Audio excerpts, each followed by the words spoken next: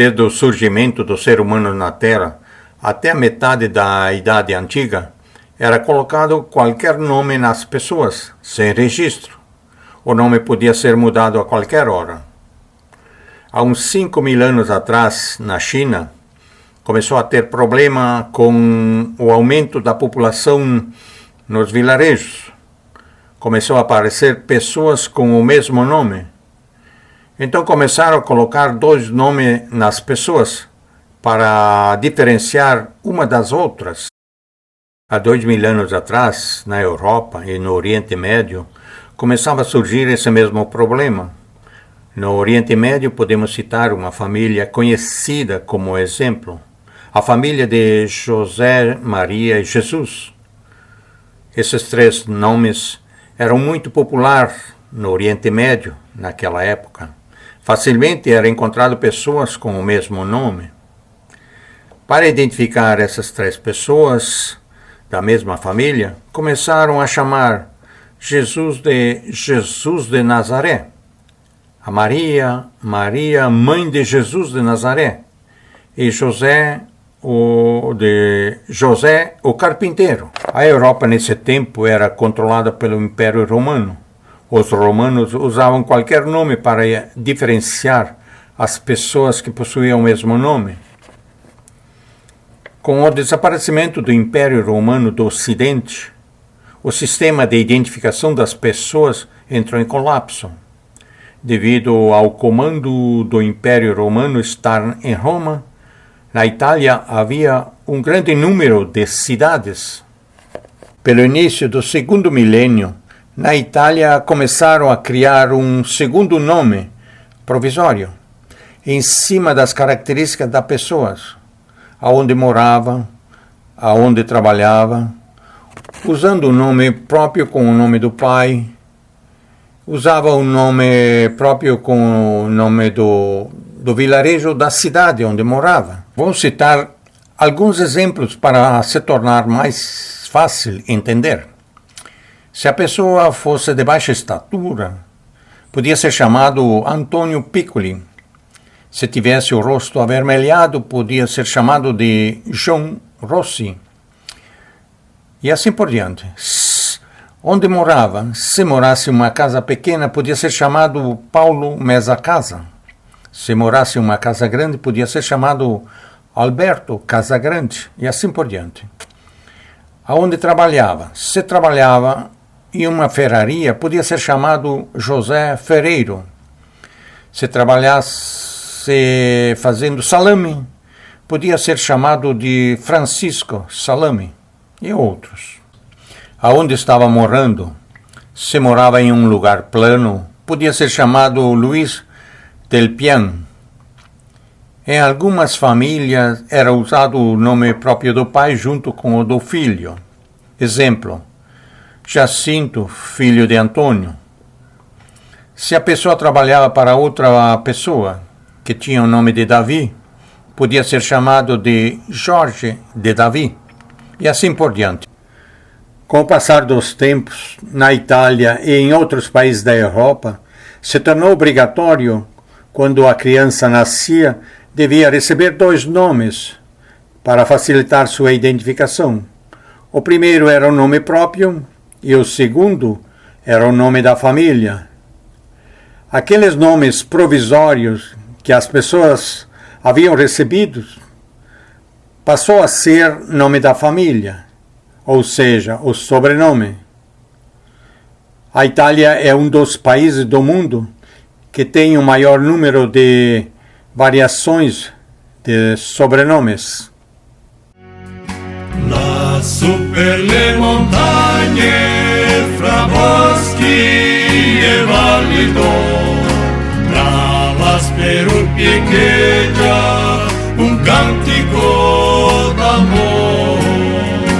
Lassù per le montagne, fra boschi e valli d'oro, tra la speruppie echeggia un cantico d'amore. Pelo fim da Idade Média, no norte da Itália, apareceu uma pessoa com o nome de Lázaro. Essa pessoa chamada De Lázari começou a trabalhar no norte da Itália e começou a formar uma família. Os filhos iam crescendo e trabalhando junto com seus pais. Começaram a comprar terra para o cultivo e para pastagens de animais, como ovelha, cabritos e outros animais. O Sr. Lázari e seus filhos passaram a ser uma família de maior poder econômico no vilarejo. Passaram a ser pessoas influentes na sociedade e na parte religiosa do vilarejo. Os filhos foram casando e tendo família, comprando terra como fez seu pai, para facilitar a identificação de filhos que tinham o mesmo nome de outras pessoas no vilarejo. Eles passaram a ter o nome próprio, mais o nome do pai. Exemplo: Paulo, filho de Lázari. Maria, filha de Lázari. Os outros filhos usavam o nome próprio, mais o nome Lázari. Exemplo: Jacinto de Lázari. O tempo ia passando. Os netos, bisnetos de Lázari iam tendo famílias. Eles tinham a mesma natureza de seu ancestral Lázari. Estudiosos, trabalhadores e honestos. Vários descendentes de Lázari passaram a ocupar cargos importantes na sociedade do norte, centro e sul da Itália, principalmente no poder público e religioso, nos vilarejos e cidades onde moravam. Entre os descendentes da família Lázari tinha doutor, arquitetos, escultor, deputado, prefeito, senador, juiz, jurado, e também tinha um bispo católico. As autoridades italianas, vendo os benefícios que a família Lázari trazia para a comunidade italiana e para a Itália, por volta de 1584, o nome de Lázari recebeu das autoridades italianas o título de nobreza. Lázari é um nome variante do nome Lázaro. Lázaro é uma personagem que aparece na Bíblia, onde mostra que Jesus era muito amigo de Lázaro, porque quando Jesus fazia suas peregrinação na região em que Lázaro morava, Jesus se hospedava na casa de Lázaro. O tempo ia passando. As filhas, mulheres, descendentes da família Lázari, ao casar, elas perdiam o título de nobreza, porque elas passavam a ser identificadas pelo sobrenome do marido. Muitas vezes, primos não eram conhecidos como parentes, porque possuíam sobrenomes diferentes. O nome Lázari e de Lázari foi se espalhando pela Itália e outros países da Europa. No século XVII, já existia vários sobrenomes derivados do nome Lázari. No século XVIII, depois de Cristo, até a metade do século XIX, a Itália passou por um período muito difícil, com guerras internas, e foi subdividida em províncias independentes. O norte da Itália foi a região mais castigada pelas constantes invasões e deslocamento da fronteira entre a Itália e a Áustria. Nesse período, várias doenças apareceram, levando à morte um grande número de pessoas nas famílias. Pela metade do século XIX, veio a unificação da Itália, mas o país estava quebrado.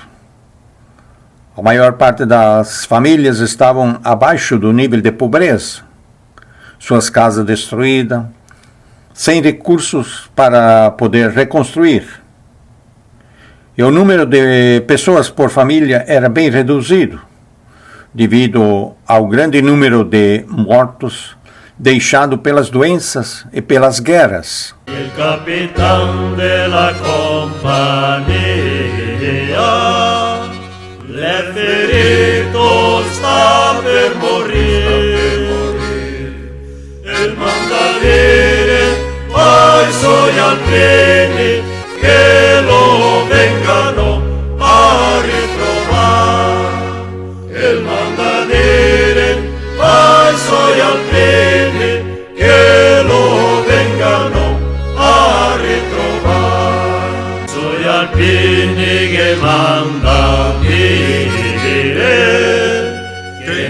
scarpe per camminare,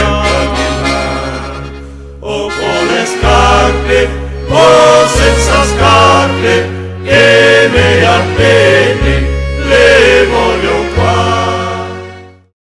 Devido a esse longo período difícil que a Itália passou, principalmente no norte, a população se tornou pobre e analfabeta.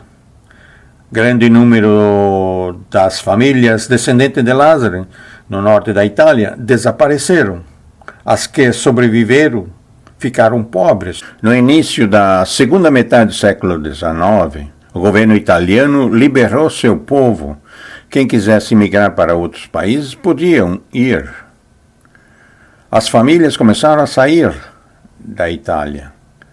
Algumas famílias descendentes de Lázaro começaram a abandonar a Itália, imigrando para o Brasil, Argentina, Estados Unidos e outros países. Na comunidade de Povigliano, província de Treviso, norte da Itália, ali vivia a família de Giuseppe Regina de Lázari. Na década de 1880, o Giuseppe já havia falecido. A Regina era viúva. 3 de seus filhos, Jacinto, Amadeu e Esperidião, decidiram emigrar para o Brasil com suas famílias. Por volta de 1884, eles chegaram ao Brasil, recebendo terra na Serra Gaúcha, na linha Figueira de Melo, interior de Garibaldi. Meses mais tarde, o Pedro, irmão dos 3 que já estavam em Garibaldi, também decidiu emigrar para o Brasil, levando consigo sua mãe, Regina de Lázari, que era viúva. Esses 4 filhos de Giuseppe e Regina de Lázari passaram a trabalhar na terra, na Serra Gaúcha. Com o passar dos tempos, seus descendentes foram formando famílias, com um grande número de filhos. Tinha várias famílias de 13 a 16 filhos. Com o passar dos tempos, os descendentes da família Giuseppe e Regina de Lázari passaram a ser a família mais numerosa de descendentes de Lázari no Brasil. Hoje no Brasil tem mais de 30.000 pessoas descendentes desses 4 irmãos, Jacinto, Amadeu, Esperidião e Pedro de Lázari. Nesses descendentes da família Giuseppe e Regina de Lázari, o sobrenome sofreu mais de uma dezena de modificações na escrita e na pronúncia.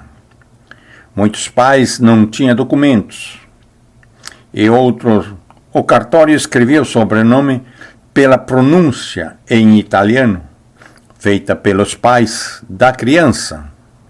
Na Serra Gaúcha, a primeira e segunda geração de descendentes de imigrantes italianos, era mais importante o certificado de casamento pela igreja do que pelo civil. Um casal de namorados, se fosse casado só pelo civil, não podiam morar juntos. Se fosse casado só pela igreja, podiam morar juntos. Por isso, muitos casais, quando casavam pelo civil, já tinham vários filhos.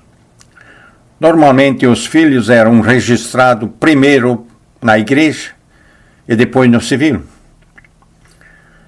Naqueles anos, os cartórios ficavam muito longe da pessoa que trabalhava na colônia.